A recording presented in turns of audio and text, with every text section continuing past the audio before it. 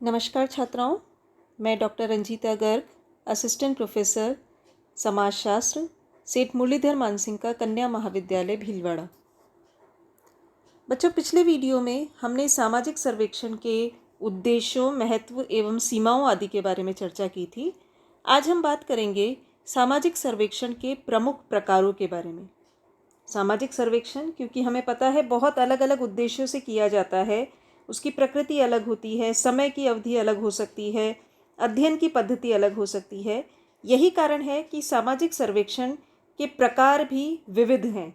यानी बहुत अलग अलग विद्वानों ने अलग अलग प्रकार से सामाजिक सर्वेक्षण के प्रकारों का उल्लेख किया है, जिन्हें हम मोटे तौर पर कुछ श्रेणियों में बांट सकते हैं। सबसे पहले हम बात करेंगे समग्र के आधार पर सर्वेक्षण के प्रकार। समग्र के आधार पर यानी पूरी पॉपुलेशन के आधार पर अगर हम बात करें तो दो प्रकार का सर्वेक्षण होता है, संगणना सर्वेक्षण और निदर्शन सर्वेक्षण। संगणना सर्वेक्षण का मतलब होता है जब किसी क्षेत्र की, यानी जिस भौगोलिक क्षेत्र का अध्ययन किया जा रहा है, उसकी सभी इकाइयों का अध्ययन किया जाता है। यानी उस क्षेत्र से जुड़े हुए सभी उत्तरदाताओं से संपर्क किया जाता है या सभी इकाइयों से संपर्क करके सूचना संकलित की जाती है, तो उसे संगणना सर्वेक्षण कहते हैं। भारत में जैसे आपको पता है कि हर 10 साल में जनगणना होती है, जिसके अंदर हर परिवार के हर व्यक्ति की पूरी सूचना संकलित की जाती है। तो इस प्रकार के अध्ययन बहुत बड़े पैमाने पर होते हैं, जिनमें समय भी अधिक लगता है, श्रम भी अधिक लगता है और धन भी अधिक लगता है। दूसरा होता है निदर्शन सर्वेक्षण। कुछ अध्ययन इस प्रकार के होते हैं जिसमें ये आवश्यक नहीं कि हम सबका अध्ययन करें, बल्कि ये भी किया जा सकता है कि इकाइयों के प्रतिनिधि को चुना जाए, यानी एक सैंपल चुना जाए, उस सैंपल को अध्ययन किया जाए। अगर किसी क्षेत्र विशेष में हम किसी समस्या के बारे में अध्ययन करना चाहते हैं, तो हम उस क्षेत्र में कुछ लोगों को, जो ऐसे लोगों को जो सभी का प्रतिनिधित्व कर रहे हो, जिनमें वो सारे गुण हो जो कि बाकी लोगों में भी हैं, तो उसके आधार पर जब हम अध्ययन करते हैं तो उसे हम कहते हैं निदर्शन सर्वेक्षण। इसके बाद आता है सूचना के आधार पर सर्वेक्षण। सूचनाओं की प्रकृति किस प्रकार की है, संख्यात्मक है या गुणात्मक, इसके आधार पर जब हम बात करते हैं तो गुणात्मक सर्वेक्षण और परिमाणात्मक या गणनात्मक सर्वेक्षण का उल्लेख किया जाता है। गुणात्मक सर्वेक्षण हालांकि संख्या में कम होते हैं, ये मूल्यों, विचारों, भावनाओं आदि का अध्ययन करते हैं, जो कि गिने नहीं जा सकते, उनके गुणों के आधार पर उनको समझा जा सकता है, तो वो गुणात्मक सर्वेक्षण होते हैं। और परिमाणात्मक सर्वेक्षण, जिसमें हम मात्राओं को देख रहे हैं, संख्याओं को समझ रहे हैं, उस प्रकार के अध्ययन को जब हम करते हैं कि किसी क्षेत्र विशेष में कितने लोग रोजगार प्राप्त हैं, कितने बेरोजगार हैं, या जनसंख्या संबंधी सूचनाएं अगर हम जानना चाहते हैं, परिवारों की संयुक्त परिवार कितने हैं, एकल परिवार कितने हैं, तो इस प्रकार के जो अध्ययन होते हैं जिनमें हमें गणना करनी होती है, वो परिमाणात्मक सर्वेक्षण कहलाते हैं। इसके बाद है अन्वेषण स्तर के आधार पर सर्वेक्षण। यानी अन्वेषण किस लेवल का है आपका, कहाँ पर पहुँचा है, उसके आधार पर जब हम बात करते हैं तो एक होता है पूर्वगामी सर्वेक्षण। पूर्वगामी सर्वेक्षण को अंग्रेजी में कहते हैं पायलट सर्वे। कई बार ऐसा होता है कि बहुत बड़े पैमाने पर कोई अध्ययन किया जाना होता है, उसको पूरी तरीके से ऑर्गेनाइज करने से पहले ये ज़रूरी होता है कि उसका एक टेस्ट कर लिया जाए। यानी एक छोटे क्षेत्र में उस अध्ययन को उस अध्ययन विधियों के आधार पर करके देखा जाए। अगर वो अध्ययन विधियाँ समुचित है जानकारी प्राप्त करने के लिए, उद्देश्य की पूर्ति कर रही हैं, तो उस अध्ययन को आगे बढ़ाया जा सकता है। तो जो पहले एक शॉर्ट लेवल पर जो अध्ययन किया जाता है, अध्ययन पद्धतियों की पूर्व परीक्षा करने के लिए, उसे हम पूर्वगामी परीक्षण कहते हैं।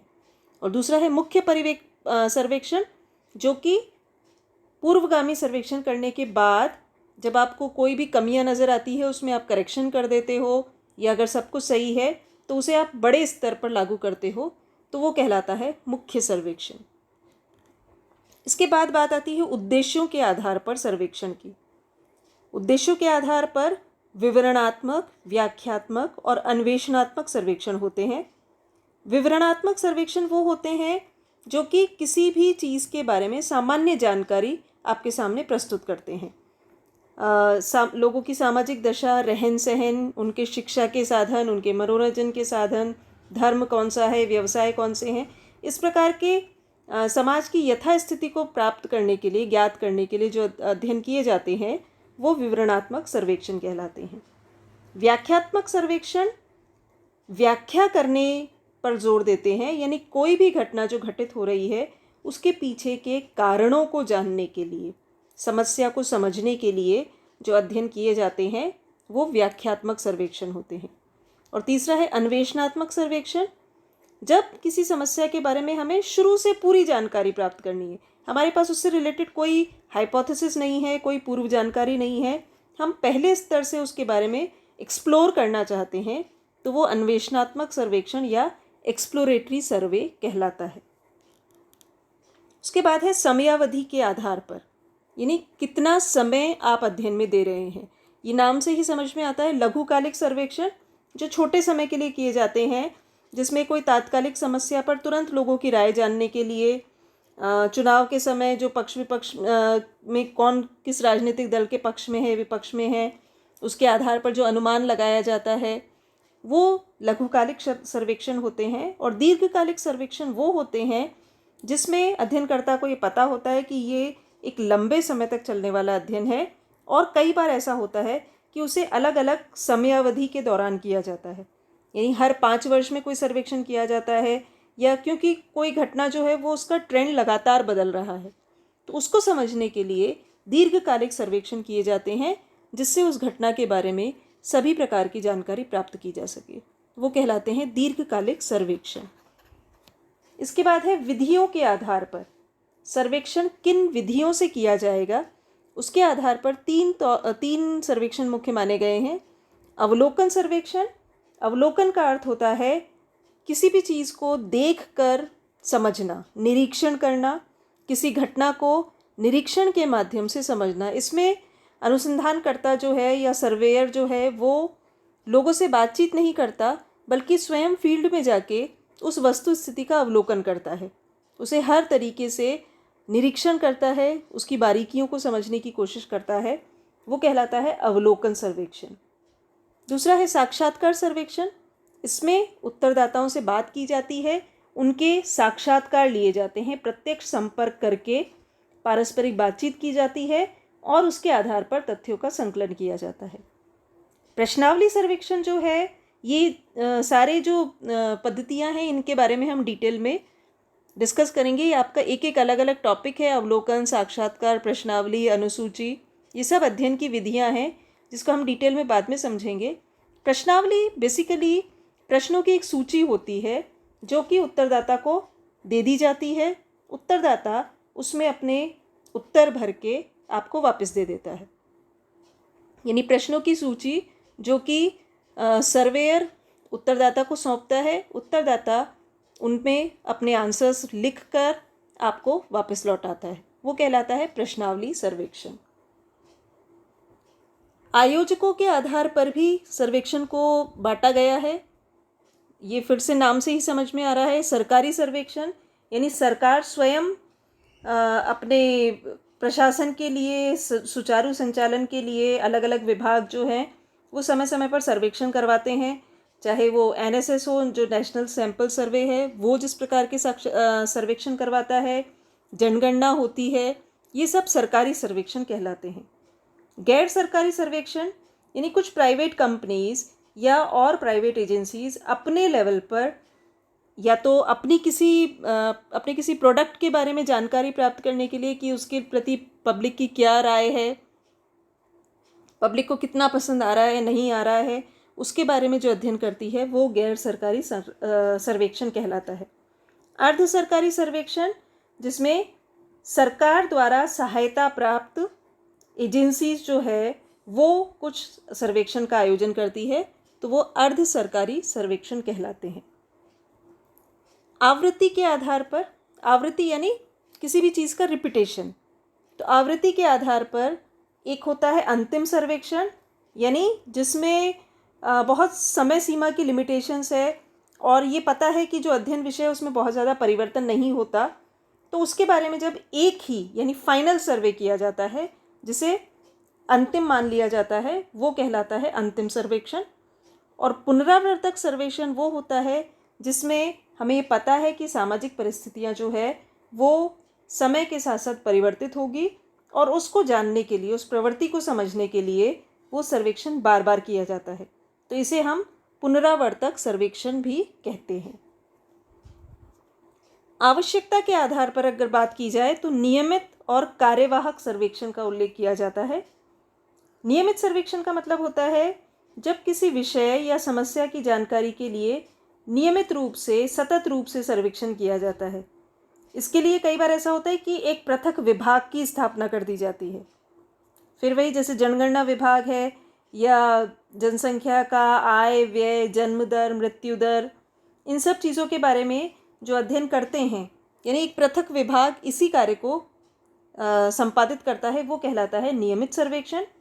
और दूसरा कार्यवाहक सर्वेक्षण, यानी कोई तात्कालिक आवश्यकता के लिए एक अस्थायी रूप से जब संगठन बनाया जाता है, यानी एक पर्टिकुलर समय में आपको आवश्यकता है किसी प्रकार के अध्ययन की, तो एक अस्थायी संगठन बनाया गया है जो सिर्फ उस उद्देश्य को ध्यान में रखते हुए उस समय काल के लिए एक अध्ययन करेगा और उससे संबंधित निर्णय जो है वो प्रस्तुत करेगा। तो ये सर्वेक्षण के कुछ प्रमुख प्रकार हैं। इसके अलावा ग्रामीण सर्वेक्षण, नगरीय सर्वेक्षण भी कहा जाता है। कुछ अन्य प्रकारों का भी उल्लेख किया गया है। पहला है सार्वजनिक और गुप्त सर्वेक्षण।